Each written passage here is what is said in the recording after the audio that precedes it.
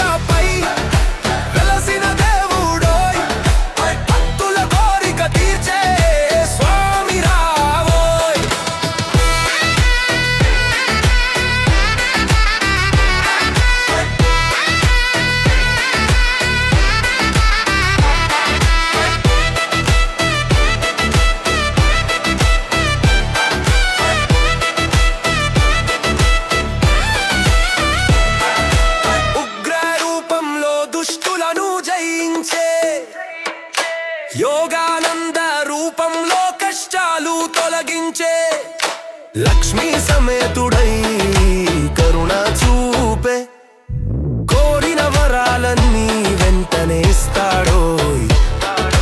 జై జై నరసింహ గుట్టంతా నినాదం.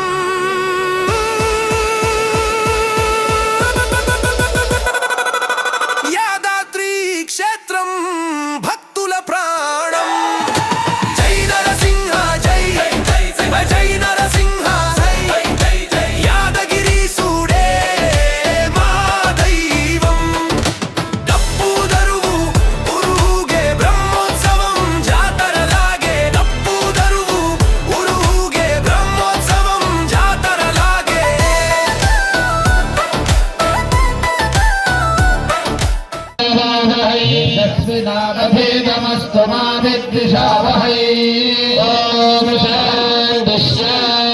పచ్చిక బయళ్ల ద్వారా మన యొక్క పొలం అంతా కూడా బాగుపడుతోంది.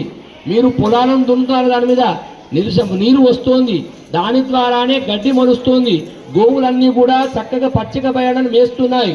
ఏంటి మీరు ఇంద్రుని పూజిస్తున్నారు అంటే వారందరూ కూడా మమ్మల్ని ప్రతి సంవత్సరం కూడా ఇంద్ర పూజ చేయమంటున్నారని చెప్పేసి గోపాలకులందరూ చెప్తారు. అప్పుడు నందులవారి రాండి అని చెప్పేసి ఈ గోపపాలకులందరినీ కూడా వెంట పెట్టుకుని వెళ్ళి ఆ గోవర్ధన గిరికి ఆరాధనా కార్యక్రమాన్ని నిర్వహింపజేస్తారు. ఇక్కడ మనం గ్రహించవలసింది ఏంటయ్యా అంటే ముఖ్యంగా ప్రకృతిని ఆరాధించాలి. ప్రకృతిలో ఉన్నటువంటి